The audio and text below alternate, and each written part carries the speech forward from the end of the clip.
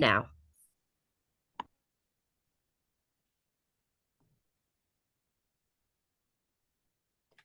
Okay, our production is for Antigone by Sophocles, and we are excited to share this with you. Next slide, please, Connor. Okay, so Antigone, we decided is defying destiny, Antigone's courage versus Creon's pride. And we will explain why that is in a minute. Next slide, please. All right, so courage, we say, is the fire that stands against the storm, and pride is the smoke left in the debris. The reason for that is that in this play, Antigone shows great courage in standing up against Creon for what was right, for what she believed was right. And Creon remained stubborn and prideful and demanded that Antigone be put to death for defying him.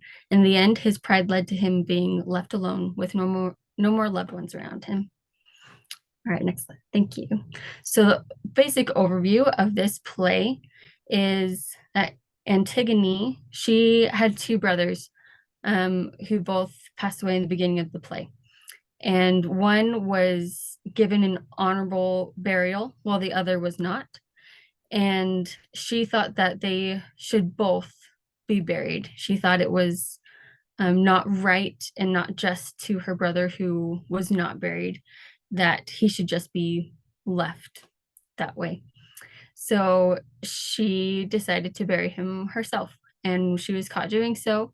Creon, the king, did not like it, and he was angry and decided that Antigone should be punished. But she, regardless of the punishments that he set forth, decided that she would continue to try to bury her brother anyway. And she stood up against Creon and even argued against him and defied him publicly. And he said that she should be put to death. And that is the main scene that we decided to choose for this play, is Antigone standing up to him for what she believed, because we believe that is the main point where everything was set into action. All right, next slide, please. Hello, everybody. My name is Stephanie. I was the set design and costume design, so I will be discussing those within the next couple of slides. So we have decided for the setting of our scene between Antigone and Creon to be simple but believable. Our intention for the scene and for the audience is to have them focus more on the actors than the scenery themselves. To achieve this look, we will have the front of the Thebes palace in the background, with small foliage like shrubbery and trees on the back and sides of the stage to give some color and the appearance of nobility and royalty. Some materials that would be needed for the set would be concrete forms to make the columns for the palace, lumber to make benches, and any other structures needed if we do not already have them in our possession, paint to make the concrete forms, and lumber look more like stone like it does in Greece. We want simple set pieces, but they have to be believable. Tools to cut the lumber and assemble the pieces together will also be needed as well. This would mean a drill, saw, nails, and anything else that could help us pull together. In case we are needing some foliage, we can create that using fabric and other materials, or we can make purchasing of the foliage of those items. And the next screen will have some examples of images that will show visuals of the set. So, like I said, here are the visuals. The scale model that you see in the upper left corner was done in a different production, but would allow us to visualize what we can do with our set. As well, we can customize it to fit the vision better, which would include foliage, whether we have it on hand or we need to build it.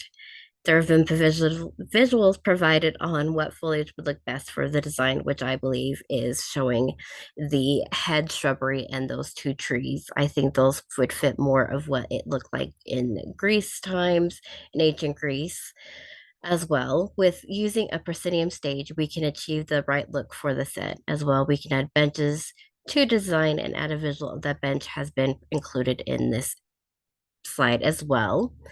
The set would be made to look a bit damaged because of the war. So with paint and other tools, we can make the bench and other parts of the set look damaged. But that's what we are considering for the set design for this time for this production. And next slide, please. So we have decided for Antigone and Creon's confrontation costume designs to be as such.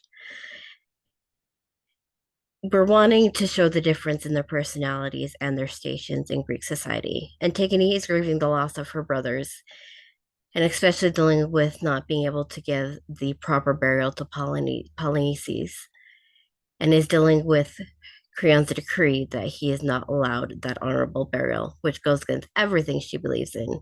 She puts the law of the gods above the law of men. So she's worried what would happen to her brother. So all above this, her clothes, everything will represent her. You know, she's grieving, so dark grays, blacks, simple, but a little bit tattered to kind of show that she's been trying to bury her brother. Her hair will be unkempt to kind of show that feeling of mania she might be feeling and everything else going on. She can be barefoot or have sandals, whichever would be easiest for us. You know, either way, both of those would allow the vision of this to go the way we want it to. Natural makeup would be best with some appearance of dirt on her face, which can be done using eyeshadows or blush. Creon's costume, on the other hand, is more grand and elaborate to show his status as king, with him being royalty. The colors of his main parts would be blue with patterns in purple for the cape and a gold brooch to hold the cape in place, but also show his nobility. As prevalent during that time, there would be a laurel wreath crown to reflect the culture of Grace during this time and his standing. There should be some makeup on him, but not too overt or over the top. It should be sharp to reflect his personality and air of authority. You know, facial hair should be present. We want to see his features.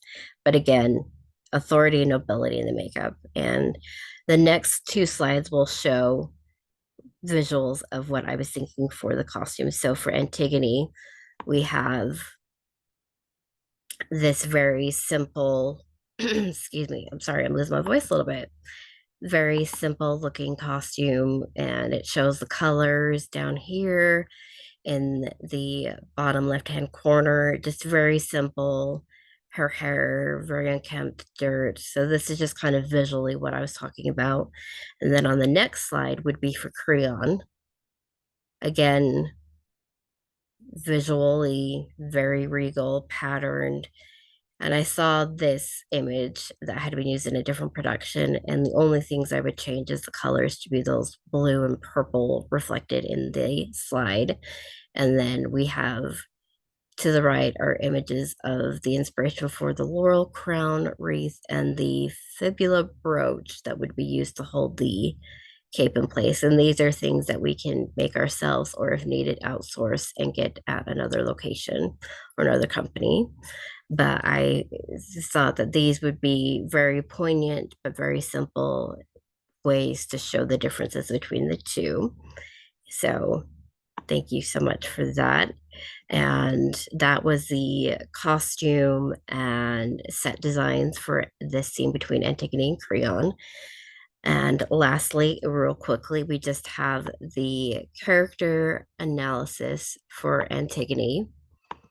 So Antigone is the niece of Creon and is committed to the laws of the gods and is motivated to get justice, like I said, for her brother Polynices to have an honorable burial, which is thought what she is caught trying to do. Her beliefs are tied to the Greek gods and family bonds. Her beliefs that are, if laws of the gods before laws of men. She is worried that her brother in the afterlife will be damned basically if he's not giving a proper burial. So she is strong, bold, brave personality and has such a strong love for her family and her duty to them. She is stubborn and defiant as well with her personality. Like I said, she believes in the Greek gods and adheres to the laws they have given humankind.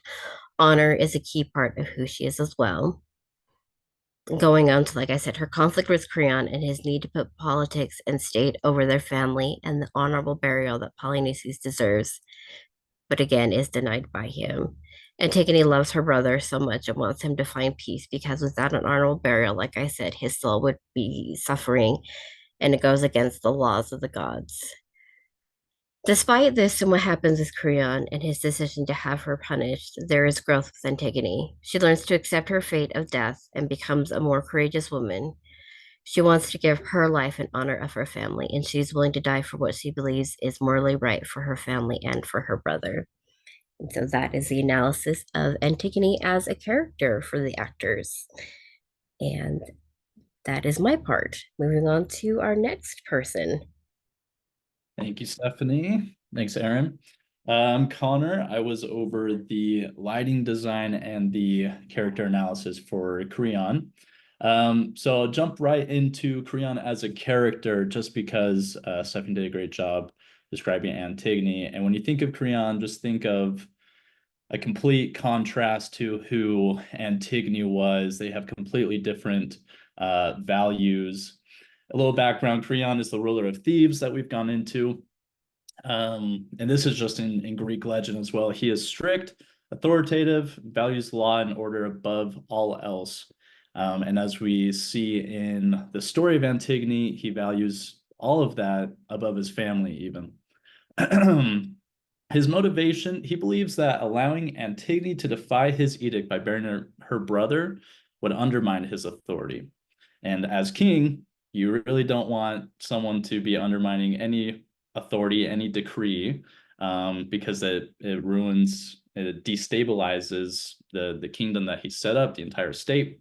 Creon sees his strict enforcement of the law as essential to ensuring that discipline and preventing chaos. He wants to keep the order. And so Stephanie did a great job going into the conflict as well. But Creon's commitment is to state law, and Antigone's devotion is to divine law. You can keep it simple like that. For character development, you see his whole character arc just in the beginning being very, very stubborn, having that decree, blocking out his whole family because he thinks that they're defying him. And so it goes into this conflict, and despite warnings from others, he remains inflexible. In this entire scene with Creon and Antigone, this is him being inflexible.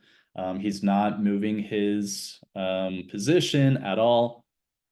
Eventually, he realizes too late that his stubbornness has led to the deaths of Antigone, his son Haman, and his wife Eurydice.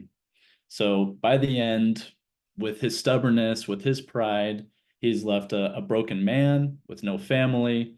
And like I said here, it's important for us to understand that his pride and his rigid adherence to the law was the thing that caused his downfall. So knowing those two characters, we'll jump into how we want to set up the lighting for the set. Stefan did a good job of explaining what would be on the set. So with the lighting, we want to keep things very simple.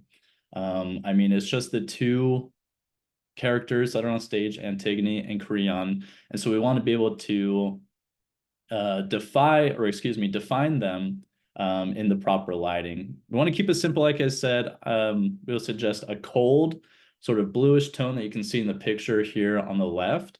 And then we'll obviously put Creon under that lighting. So that would represent his rigidity and his authority, just his rule, being very, very stubborn, very cold. And then on the right, we'll have Antigone with that warmer tone, which just defines her as a person, as a character.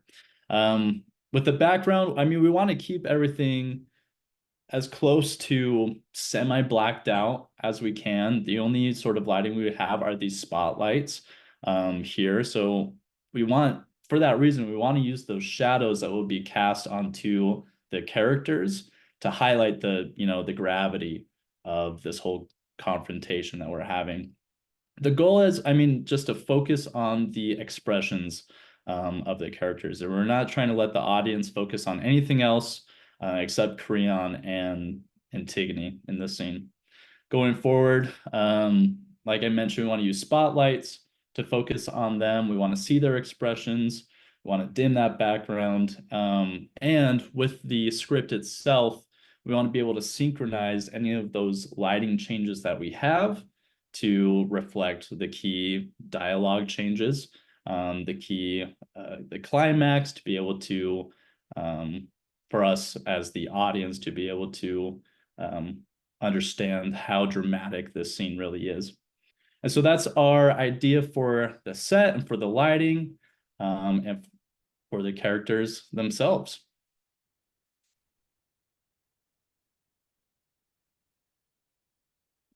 All right, thank you for your consideration, and we hope you choose us in our production of Antigone. Thank you very much.